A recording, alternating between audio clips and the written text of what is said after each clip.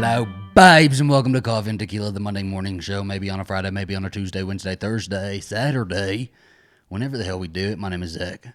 My name is Alastair. We're a couple. We're married. We're lovers. And this episode of Coffee and Tequila is kindly being sponsored by Helix Sleep, as always, and we'll let you know a little bit more about them a little bit later. Did you ever hear this story? This story has been passed around forever. Everybody has a friend of a friend of a friend who had like a snake, like a python, right? And the python would sleep next to them every night. And cuddle up to them and stretch out for its body. And so then the python stops eating, and the friend of the friend of the friend of the friend always takes the python to the vet. And the vet tells the person, oh, he's not eating because he is saving room for you. He's planning to eat you. You've heard that one. Yes, and it's terrifying. It is terrifying. You know, my freaking math teacher, my algebra teacher in high school told me that happened to his friend. So who did that actually happen to? I want to know who that really happened to. But, okay, bringing me back to my point. There's a story that I just read, right before we started recording, so we don't have it on the notes. But there was a woman in... I did terrible on the labeling the European countries, so, anywhere else in the world, I'm going to do even worse, so I'm going to pronounce this terribly. Sulawesi province, there's a woman in... What does that say? Sulawesi. There's a woman named Watiba who was 54 years old, and she went missing last Thursday, and nobody could find her. And then they found her flip-flops, and they found a machete, and nearby they found this giant python just there. And it wasn't you know how pythons, when they eat a really big meal, they kind of stay put for a little while, or they move really slow. They're digesting. They yes, because it takes really bloated. Because they eat a big meal and then digest for a long time, right? It's weeks. I think they also regurgitate bones and stuff. Oh, I don't know that. I don't know. Most of what I know came from the Anaconda movie with Jennifer I know. Lopez. That's what I'm thinking too. But that's probably not scientifically accurate. I don't know. Anyway, but they suspected because the snake was. Hello, Brenda. Hey, Bubby. The villagers suspected because she had been missing, and there's this python nearby that looked like it had a full stomach, that it might have eaten her. And it was a real big python, and so they killed it. They cut it open, and she was in there. That is probably one of the worst ways you can go. Yes. I wonder if it's from BBC.com, so I'm assuming it's correct. Yeah. I don't know. I would trust BBC. Would we? I don't know. We're not from over there, so I don't know. That's where I get my news. That's terrifying. That reaffirms my fear of snakes. And speaking of snakes, today we're talking about Taylor Swift. Was that a segue? That was terrible. I thought it was amazing. You're a bitch. You're a fake fan. No, because reputation. Did that sound shady? Taylor Swift, if you're listening, did you take offense to that? Are we going to get a song about Alastair Patton here? Oh my gosh, I'd love it. She's supposed to be Queen of the Snakes, right? I mean, that's what her Reputation album was all about that. That was all about her Reputation album. Big Reputation. Yeah. Reputation. I guess, yeah. Are we in topics? Yeah, so it's Taylor Swift put out an album called Midnights this last Friday. For us, it was at 10 o'clock. And it was, I guess it came out Friday technically, but we were listening to it on Thursday. And are we giving our impressions right now? What do you think of the album? I mean, you're more of a Swiftie than I am. So she's put out albums rapidly, and I've been loving each and every single one. And this one was the first one where the lyric videos didn't come out at the same time. So we usually stay up late and then we watch the lyric videos while listening to the music. And I think that for me, that helps me understand the music more. Yeah. And then this time they didn't. I think the lyric videos just started coming out. And they're beautiful. I've watched a couple of them. And now I'm starting to appreciate it. But I'll be honest, that first night, I didn't love it as much as I really wanted to love it. You loved it. Because I really wanted to love it. This son of a bitch I liked it. right I really did like it. He tries to make me seem like the biggest asshole. I told you that night. I was like, I'm just not feeling it. I don't know. I'm just not feeling this one. Maybe I was like, this one's going to grow on me. Well, the lyric that I just kept on coming back to was the sexy baby lyric.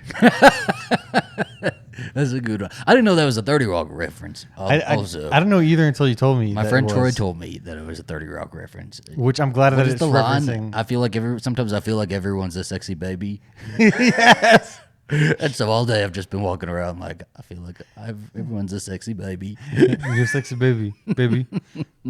The album just didn't hit for me right away. As we've listened to it a couple more times since then, certain songs are growing on me, and I know it's just because I'm not in the mood for it. Right? I was kind of hoping for another folklore, another Evermore? Evermore, but that's not super realistic. I wasn't really expecting that. I was just kind of hoping for it. I more expected it to be something poppy, honestly, because this is like I 1989. kind of did too. I expected a little bit more like a higher tempo beats. I don't You even know know, what that something you means. can dance to. Yeah.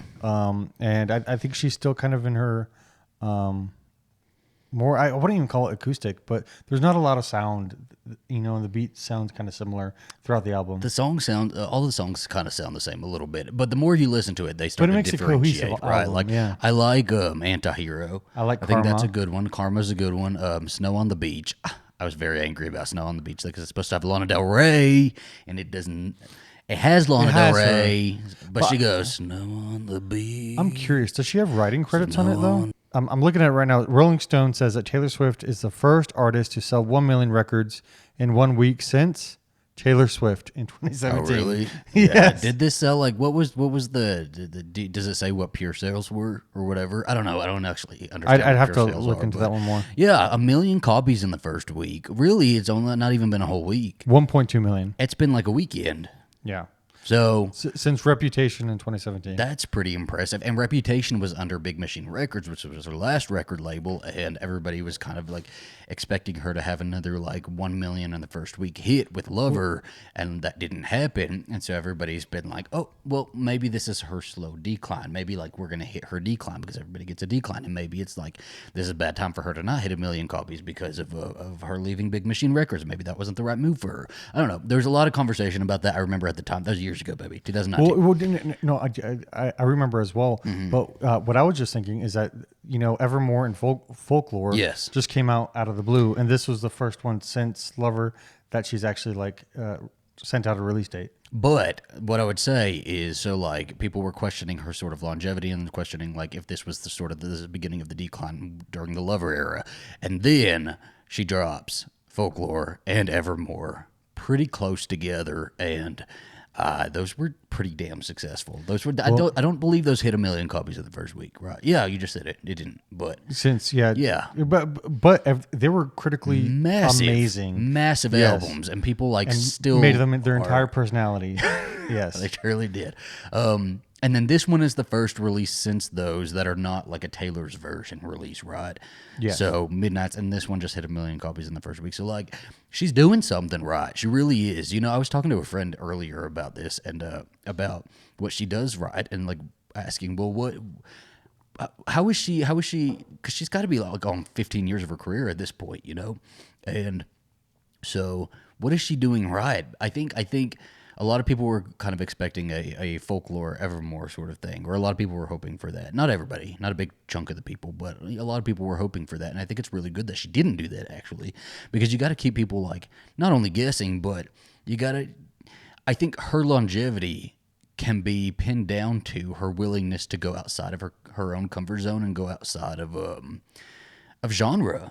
Yes. Right? Like she doesn't stick to one genre for her entire career. Like she could have stuck with country, and where would that have gotten her? She could have stuck with pop when she, you know, transitioned into the Red album into the 1989, but she switched it up. She started switching it up after Lover, you know, and it's like she is constantly evolving with her music. I don't know so much. She's not really like a visuals person where like Madonna was like reinventing herself visually, right? Every era, but like and Taylor Swift doesn't really do that. But like musically, she's constantly reinventing herself. Well, I think musically, usually it's whatever time period she's in her life. And what I think that keeps people going with Taylor Swift is, one, she makes it fun for her fans. Yeah. Very much. And she puts clues everywhere. Everybody's always trying to figure stuff out. They're always analyzing each part of the lyrics. That's why they go through every single lyric in every single Taylor Swift song. And she also is like you said, she's not afraid to go outside of the box. And I had another thing that I was thinking about, but now I don't know what it was. That happens. Well, doesn't it? well, people are always curious about what she's going to do next. Are they? Because I don't find her super interesting. Yeah, but you still listen to her album like 3 times. Oh, absolutely, absolutely. I had this joke when Speak Now came out. I had this joke with my mom. We were like, we hate Taylor Swift, but we love the music. We take all of our money. But like, she doesn't interest me all that much. I think she's a little bit boring, honestly, as far as like personal life. Like, I'm not super invested in her personal life, but I am very curious to see like what music she puts out, which is very rare for an artist these days. Is like, are we still looking at artists and excited about the music that they're putting out, or is it like an era and what looks we're going to get and what, all of that is going to entail? I mean, even that, we're not, as hype as we were like the past 10 years. We've kind of like, I don't know, artists and their eras are kind of dying out is what it feels like. It's not, the hype is just not there anymore, but Taylor Swift still has the hype for an era. We still have the hype for an era when it comes to Taylor Swift. And right now she's about to go on another stadium tour with her like 4 albums that she put out. I don't think she said that officially though. Well, And I don't know if it's a stadium Pop tour. Crave talked about it. Did they? And they talked about her doing it, Beyonce doing it, and Rihanna doing it. I wish Taylor wouldn't do a stadium tour, though. I know it makes more sense, right? She's going to get a lot of money from the damn stadium tour. We're going to go to it. I don't know. You don't like live music? Well, because you don't? if she didn't do a stadium tour, it'd be like $1,500 tickets. Well, what she was going to do with the Lover tour was a festival. And I still think like she that should idea. do that. I think she should do a festival. She's got a bunch of albums she's got to do now, right? How is she going to do that in one show? I think do a festival, have a bunch of different stages set up around the places, have different artists performing some of those songs, so that even the songs that she is not able to fit into her set list, still get to go hear them live, right? And other artists are going to be performing those, and then you have a big main stage that she goes on at like 8 p.m., right? Or maybe you have it like, how they do ACL, where it's one day's Well, that's what I was saying. second day's Yeah. that, where she could perform 2 albums one day, another album. I still think the festival is the best way to go for her. I think Taylor Swift hit us up. That would be interesting, and she's also very into supporting other artists, and that would be a way to support other artists. So, I agree with you, Zachary. We'll see how that unfolds. I'm excited, and I'm trying to become more of a live music fan. We saw Shania Twain live, and I loved it. There you go. So, see, baby? You just got to have the right people with you. I think you were just like miserable with the people you were with. There wouldn't be no Taylor Swift without Shania Twain. There you go. There you go. Also, let's also talk a little bit about the shade of the date that it was released. The shade of the date that it was released. It was Kim released on Kardashian's Kim Kardashian's birthday. Yeah. Petty Betty never goes away. But also, like, the music video for Anti-Hero was released, and like she's been getting controversy about that. I don't even know if she said anything about that, but she's been getting a lot of controversy over that because in the music video, I think she steps on it. There's a part where she steps on the scale, and the scale turns and says fat. And it's supposed to be this whole like thing about inner monologue, Anti-Hero, her own mind telling her that her own self-sabotage and all of that. But it's got a lot of people riled up right now because they're saying that her including the word fat is sort of fatphobic. Yeah, I think it's putting a negative connotation around being fat because you're upset because you see that on the scale, right? I really enjoyed the music video overall, but it's all about her Anti-Hero. It's all about her self-sabotaging herself. And so, like, I understood, like, I didn't get it. Like, I'm a bigger guy right now, and like, I didn't think about it that way until I was like looking at other tweets. And so I think that, I mean, well, I want to read a couple of tweets, right? So somebody says, I understand having an eating disorder and body issues, but specifically using the word fat in such a derogatory context explicitly sends the message that being fat is a bad thing. It villainizes fatness. I'm disappointed that this is the message Taylor Swift chose to send. This person also goes on to say, as an actual fat person, genuinely, how are we supposed to feel seeing this? Watching a thin person remind the whole world that one of their biggest fears is being fat, is looking like me. Demonizing the word fat while never having the experience of living in a fat body, fatphobic. Well, yeah, and several different people of different body sizes have been trying to enter the conversation. There's one from Blackberry Calls saying, I'm sorry, but I absolutely do not think it did anything fatphobic, since one is expressing your own struggle with an eating disorder, fatphobia. Fear of gaining weight / becoming fat is a literal symptom of restrictive disorders, and in no way did she project that onto anyone else.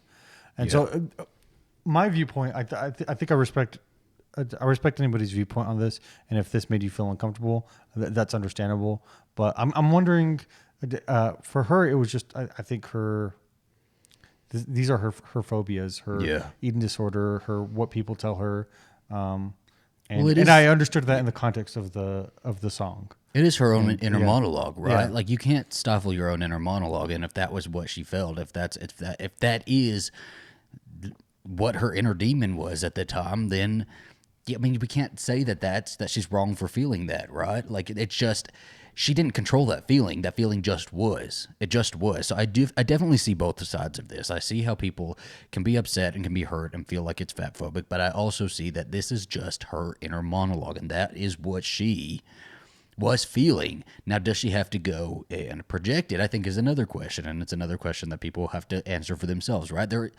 I don't see a wrong or right answer here. I don't. It actually makes me think of Britney Spears.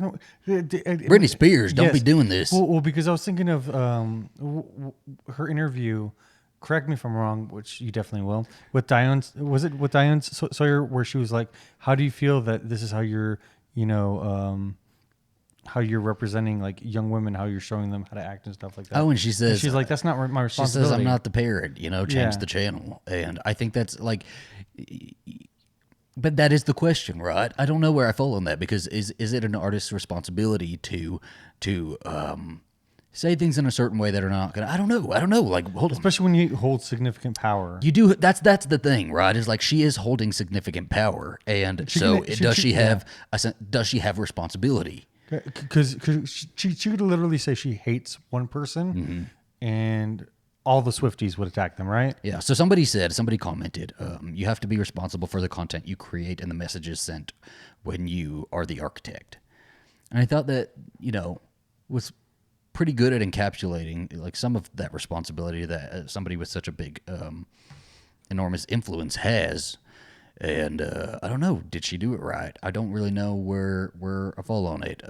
I think it just is. For me, her feelings on it, her sort of expression on how she was feeling on her inner monologue just is. And she put it out there, and it just is, Yeah, I don't think her intent was inherently to be fatphobic. She didn't have horrible intent. But I think it's okay that people identified it like that. Mm-hmm. Well, I mean, I think just what it comes down to is you're entitled to feel how you're going to feel, right? And she's entitled to feel how she felt, and her feelings. You can't invalidate her feelings in order to validate your own feelings, right? Well, I also saw a couple of people liking it to. Remember when Lizzo came out with that song, and one word in there was it was spaz, derogatory. Yeah. Towards a group of people, and then she went and re-recorded it. And they were like, Lizzo did the right thing when she found out that she did something wrong, but is Taylor Swift going to do the right thing? And what is Taylor Swift supposed to do here, though? But I mean, what does she do? Which Taylor Swift has done that in the past when she removed gay from... Go ahead and I'll tell mine you're gay. I still think she should have kept that lyric in there. It was iconic. Okay, I was like, I was shocked the first time I went back to listen to it, and it was like gone. I was like, where's my gay? It's different when you understand it better from like an adult perspective. But like at the time I was bopping to it, as 10-year-old, I'm like, I'll tell all my friends you're gay. But by the way, folks are just like entitled to feel however they're going to feel about it. It is there. It's and it sparked a conversation about art and what is allowed in art and what responsibility our artists have. And in that way, good. I'm glad it sparked that conversation. Let's talk about Helix Sleep for a little bit before we kind of get into some of the things we've been watching. Helix Sleep, this episode kind of being sponsored by Helix Sleep as always. We love our Helix Sleep mattresses. We have been bouncing, so we have a queen-size Helix Sleep mattress and a king-size Helix Sleep mattress, and we have been bouncing from room to room in this house, just sleeping on either one, just kind of change it up, Yeah, we actually took a staycation on a mattress that was far less comfortable. It was like a box. At first, you know what? I don't think it breathed well. At first, I was like, this is nice. Just see like the new part of it, right? Yeah. And like we have Helix Sleep pillows, and we were sleeping on these pillows at the hotel, and we're like, oh, these These are nice and firm. I kind of like it. And then I got really hot. I woke up in the next day and I was like, these are not breathable. You cannot breathe. These are not. Now it's time to tell you all a little bit about our sponsor for today's episode, Helix Sleep. Helix is a premium mattress and a box company that makes beds to fit your unique sleep style. Helix knows that everybody is different and everybody has their own unique needs, and so they've made a sleep quiz that'll match you with your perfect mattress based on your needs. I am an all-over sleeper. Alastair is more of a side sleeper. He likes a firm mattress. I like, more medium. We took the quiz together and we got the Midnight Mattress. And one of the best parts about Helix is that they deliver the mattress right to your door for free. It comes rolled up in a box and is super easy to set up yourself. And if it makes you nervous to buy something online that you haven't tried, Helix has a 100-night sleep trial, so you get more than 3 months to make sure that you absolutely love it. And if you don't, they'll pick it up for you and you'll get a full refund.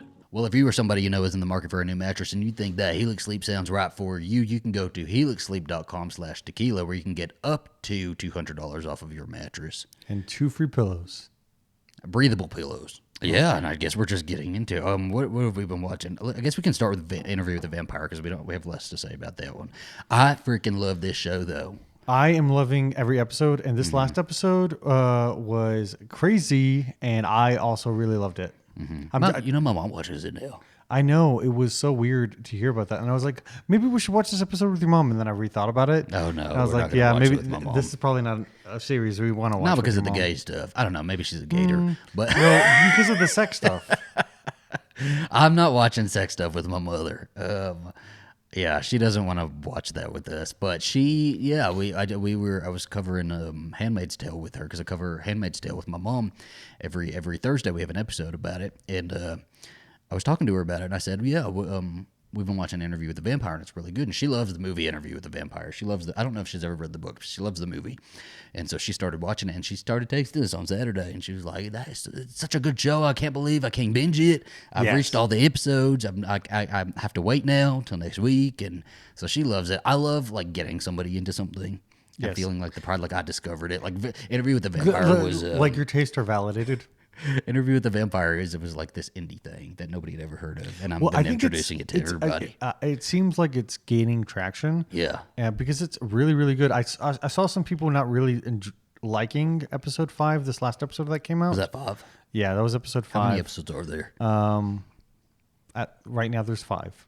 Okay, well there we go. There we go. I don't know where they're going to stop nowadays. We're no longer in the 22 episode era. Now we get like 8 to 10 episodes, or maybe if you're lucky, 12 episodes per season of anything. Yeah. But I'm hoping that we get to France at some point. Listen. Okay, so let's talk about the show a little bit, right? Because we kind of briefly talked about it the other day, and I think we'll briefly talk about it here, and we'll briefly talk about it in the next episode. But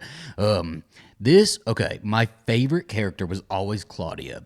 And I only watched the movie, right? I didn't ever reach Claudia's part when we started reading the book. But in the movie, I loved Claudia. I loved Kirsten Dunst as Claudia. I think Claudia was supposed to be like 5 or 6 years old in the book, right? I don't know. Then I've read a character background or biography of her. And so she's supposed to be like 5 or 6 years old. And so they cast Kirsten Dunst, an 11-year-old, to play that because they didn't think of like a 5 or 6 year old could like handle all of what they were going to have her do. And I think Kirsten Dunst did such a great job in that movie. That this was the character that I knew when it got brought up in the show that I was going to be side-eye. I was going to be like, I'm not going to accept anybody but Kirsten Dunst. I don't care. And you I don't care. And I did. So the episode she was introduced, I thought she was the most annoying character. I'm like, this is not Claudia. I don't like it. Because the big point of Claudia, right, is like she's in this, she is this grown woman, it's this child vampire with a child's body with a grown woman's mind, right? Because she's getting older and her mind is still growing, but her body is not growing, and that's the big torture of it. And it's the big horror of it is that you got the child going around murdering everybody, right? And so I was very much waiting for that. I was like, why is she acting like a little kid? By the way, they also aged up Claudia in this show. Instead of 5 and 6 years old, she's supposed to be like, what, 14? 14 years old, yeah. I thought she acted way too childish. She's played by like a 22-year-old or something. She's 19. Oh, 19-year-old? Yeah, the actress is 19. The actress they did a good job making her look younger though. Yeah, she like 14, 15. They made her look like it. But I was like, why is she acting like a 6-year-old if she's supposed to be 14 years old? I think she's acting like so immature. I hate it. And I was like, I do not like what they did with Claudia. I just don't like it. Now, we reach episode 5, and they've like it. They've matured her mindset a little bit, right? And I think this is a really great testament to the actress, because the actress has gone from like being super immature and like kind of annoying me to now she's this mature. I don't know how old she's supposed to be in episode 5. I think maybe approaching her 30s. Is she really? Because we're in the 1930s now, I think. Well, she might be approaching or her late 20s. But I liked it a lot. She kind of got her own space, and the relationship between Lou and Lestat. I don't know. I kind of see where Lestat was coming from. Lestat? You're going to be canceled over there. I'm kind of excited with Lestat. I think that Louis was being like she was a grown woman who made the decision to leave at that point, to leave her home to find out who she was. And he just like wallowed. That's her daddy. That's his daughter. Why wouldn't he be trying to find her? Because he needs to let her find herself. If Brando's out missing, I'm going to be looking for Brando, and you're going to be mad that I'm looking for Brando? No, I'm not going to be mad that you're looking for Brando. You're like, give me the attention. If Brando don't pay attention to Brando. Don't pay attention to your son. Man who's out there, saying, hey, I want to leave for a couple of years to figure out my own stuff. I'd be like, okay. She disappeared, though. She didn't leave. She said she was going to leave. She, disappeared. It was not a sort of, he sees her to the train and she just heads After just off. a little bit of mass murder. He's worried about her. No, I disagree with you. And if you like 50-something bodies. Yeah, I don't freaking know. I love her, though. I love her. And she's grown on me by this episode. And I love her character. Grown on you? Oh, Lestat? No. No? Really? I don't like I think he's Lestat. doing such a good job. No. I think all of them are doing such a good Tom job. Cruise. See, that's my problem, right? Is I'm still comparing movie, and I should not be comparing movie to the show. But no. So, but Lestat beat Louis' ass in this last one. A lot of people are having a real problem with that. You know that, right? Well, I mean, they're trying. And to you're cancel. out here trying to get canceled. I saw some people trying to cancel him on Twitter. Yeah, he's such a horrible protagonist. Why were we following? He's a vampire. I mean, people were complaining that he murders people. They all murder people. Claudia's murdering people. They're like, these are the things he's done. He's like, it was like rape, mass murder, killing, torture. And I was like, yeah. I mean, that's why we're watching the movie. They're terrible characters. They're supposed to be like not even anti-heroes. You know, they're just supposed to be. They're just supposed to be. They're just supposed to be. They're supposed to be people who have not transcended morality, but they feel like they're above people so much that they can do all these things to them because we're their food source. We're not Well, Louis eating rats, isn't he? Yeah. But Claudia writes down people's last words. So you can't condemn one vampire, not condemn the bunch. They're all bad. But so I was waiting. I was like, we're going because Lestat beat Louis' ass, and Claudia was. Claudia and Louis. Claudia's real close with Louis, so Claudia in the movie it's the same way, right? And Claudia feeds Lestat some dead people, right? And Lestat kind of bleeds out, and then Claudia slits his throat, and then he's supposed to be dead, and they throw him to the gators, and then he shows back up, and there's a big fire, and then they escape to Paris. Yeah. Or wherever. Okay, so I thought that was going to happen in this episode, and I'm hoping it happens in the next one because I need the murder plot. I need them to go to Europe. I'm ready for them to go to Europe. Well, I think that I honestly think that they're gonna end the season 1 with that. Oh no, we got to get to it in the next episode. I think we'll get Europe season 2 because I'm actually thinking about set design. So it looks like they spent a lot of money on the set. It looks like an expensive damn show. It looks expensive. Yeah. It looks like the days of old fashioned movie making where they came up with sets and it's beautiful. I think the whole thing is really, really beautiful. Super into the show, though. Super into the show. Yeah, we'll just have to see where it comes out. At some point, we'll do a show to movie to book adaptation episode where we kind of talk about all of it.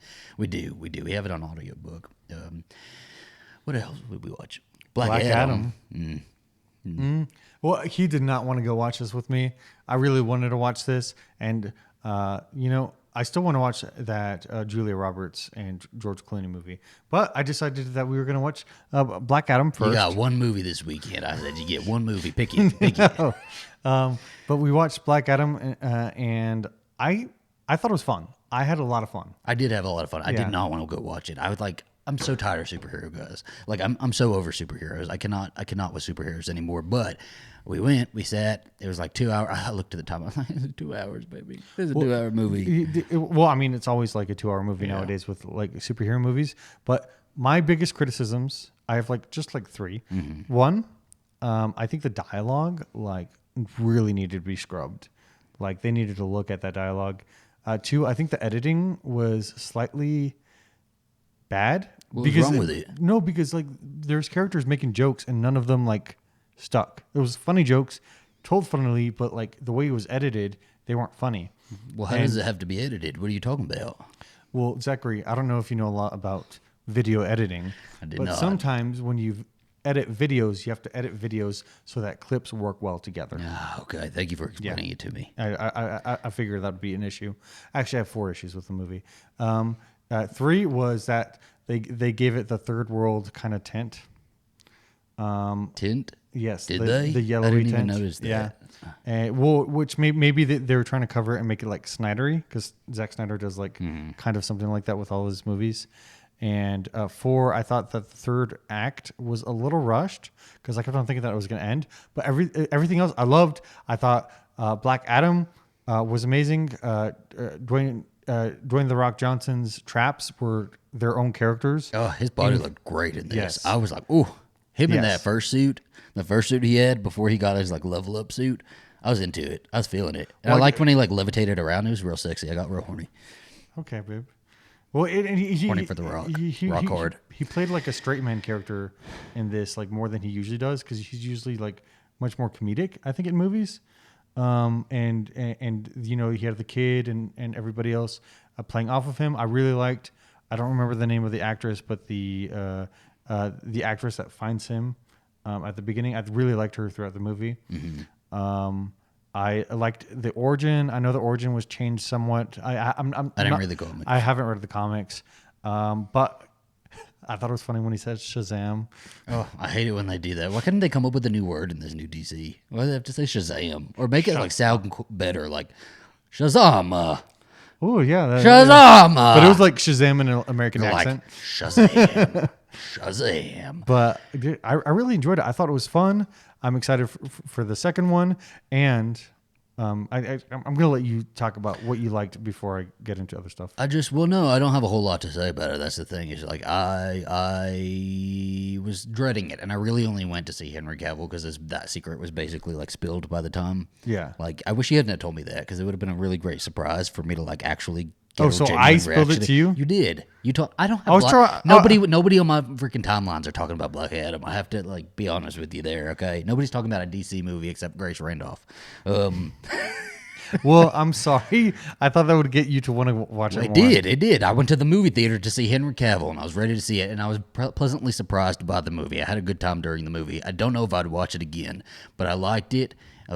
I usually do like Dwayne Johnson, though. He's not somebody I'm running to the theater to see, but whenever I watch one of his movies, I generally like them, Yeah. Well, he's always a box office draw, I feel like. Yeah, and Pierce Brosnan, I didn't know he was in this movie. Got real excited to see him. He did look real good. He looked really good. And then there's other actors, too. Other actors, Noah Centineo. Centineo. But I don't know. He was funny, but none of his jokes, I just didn't because of the editing. I did not care about anybody else. I really didn't care about anybody else. And then I just had fun overall. Yeah. And then I really liked actually seeing Henry Cavill in the Superman suit again. It was so good. Nice. It was so good, and he looks great. He looks phenomenal. They gave him that little Superman curl, though.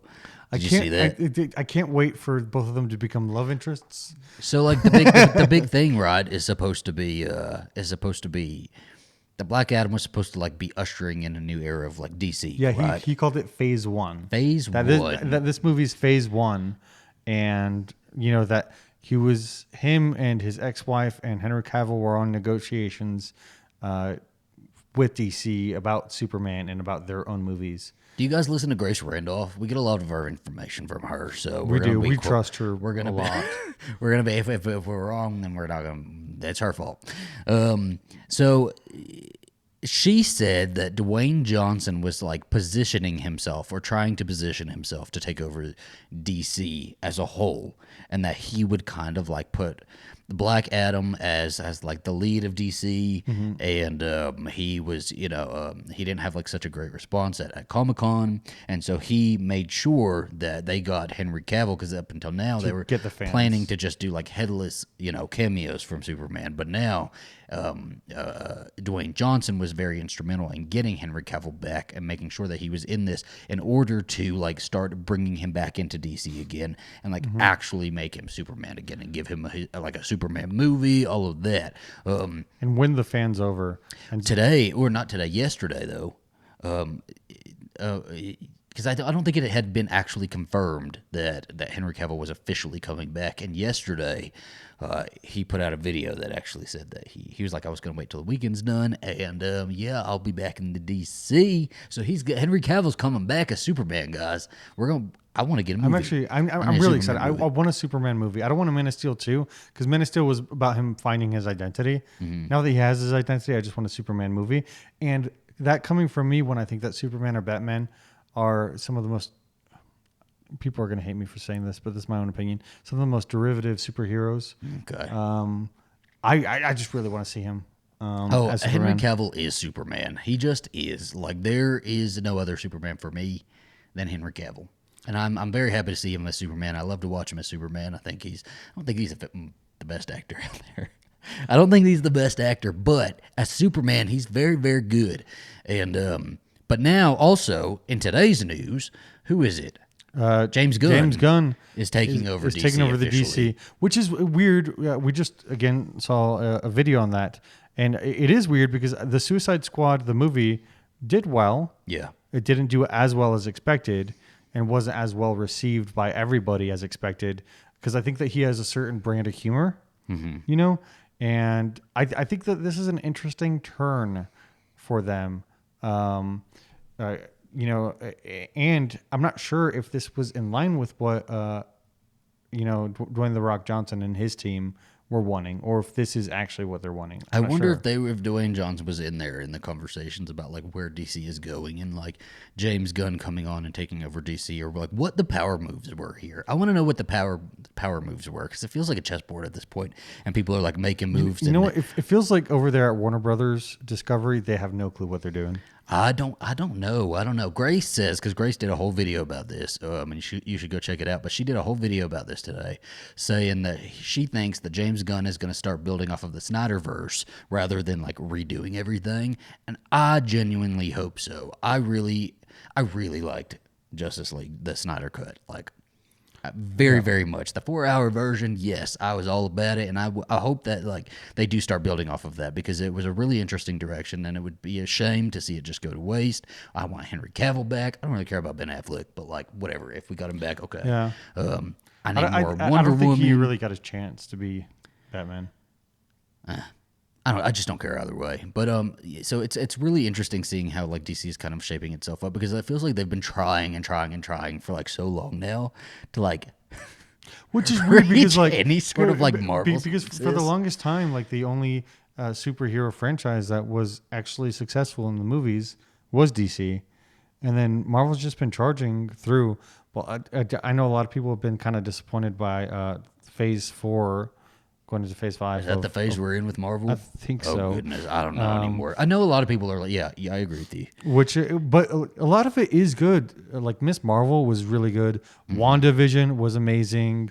The Doctor Strange movie was good. It almost feels like they're planning too far Shang-Chi ahead, though, was right? really good. So like I think we're getting hits, but we're also getting misses. Yeah, which is fine. I mean, like that's what happens with everything. Is with such a massive franchise, there was like we were bound to hit sort of a slump with it. And is it really a slump? Like, look how much movies these make, how much money these movies make, guys. Like, even DC movies still make a shit ton at the box office that they're gonna keep making them. You know, So I don't think it's a slump. But they're still winning. I do think what we're missing, but it's also kind of there, is like before it was all about the Infinity Stones, and every single movie had something about that, right? Yeah. For the longest time. And then we got Infinity War, then we got Endgame, and now I think it's kind of going into all of the Kang stuff. But it's not as congruent as it was before, because we're really exploring other pockets of Marvel as we go along. And so it's all really interesting. I'm a big DC fan though. Not a big fan. Not like huge. You're a but fan. I like DC You're better a than DC. Marvel. I like DC better than Marvel. Absolutely, yeah. Okay. Yeah, I do. I guess the think WandaVision stays on my side. I mean, Wanda can come to DC. We're gonna the Scarlet Witch stays on my side. no Scarlet of Witch. the I setting. will always make Yeah. an excuse for WandaVision and Scarlet Witch. But no, I just find the characters more interesting over at DC, and so I'd like them to like figure their shit out. As long as they have a direction and like stick with the direction, I think I can follow them. But my problem with them is not that any movies have been like terrible or whatever, is that it feels like they're switching up their direction every couple of years instead of like Yeah, it's like a zigzag. on a solid path, and I need to know where we're going. Okay? I need to know where Wonder Woman 3's at. That's what I need to know. That's what I want to know too. I don't know. What are you guys' thoughts? Did you see Black Adam? What are your thoughts on the whole DC verse as the DCEU? Let us know all of your thoughts on Taylor Swift, Kanye West, everything. If you've enjoyed this episode, make sure to give us a 5-star rating on Apple Podcasts, on Spotify. If you're watching on YouTube, make sure to comment and like the video, please. Oh, and before we go, I wanted to talk to you about like our Halloween episodes. Halloween's coming up. Oh yeah. So we have like 2 episodes before or 1 episode before Halloween. So like the next 2 episodes should be like Halloween themed, I think. And I had a proposition for you. What? I have a little like a game, a little wager I'd like to make with you. You know the story of like Frankenstein, right? Yes, the mother of science fiction. There you go. Mary Shelley. Mary Shelley. So when she came up with Frankenstein, she went to like her and her husband and like some other people went to Lord Byron's house. And while they were there, I think it was Lord Byron who said, "Hey, I have an idea." They're sitting by the fire. They're all like, smoking and, it's storming outside and they're all speaking all pompous. They're like, "Mary Shelley, I have a wager for you." And Mary Shelley's like, "Yes, Lord Byron. The wager. What is the wager?" He's like, "I propose we play a game. A We are game? all going to write a horror story. And we're going to read each other's horror stories, and whoever's is the scariest wins." Oh my. Oh! And so Mary Shelley writes Frankenstein, and she wins. She wins the contest. So my wager with you, my contest with you, is I think you and I should each write a short little horror story, spooky story, and we can read it on the Friday episode's going to be on Saturday this week, and we can read it on the Saturday episode, and we can let the audience Choose. vote who wins. Do you accept my wager? I accept your wager with one condition. Okay. We let people submit stuff of their own, and we pick one to also read. Okay. If anybody wants to. Yeah. Don't put it out there, and then we don't get nothing. Well, just send it to the coffee. coffeeandtequilashow at gmail.com. Yes. You can do that. If you would like to submit one, and then we'll go through them. I don't know what the terms are yet. We'll list those in the next one. Yeah. We'll Okay. figure it out. We will see you guys on the Saturday episode to read these horror stories, figure out who wins, and yeah. Thank you guys so much for watching. We will see you next time. Adios. Baby, please go turn the camera off. I cannot move my legs. My legs refuse to move. Oh. Baby, my legs are sizzling. They won't move.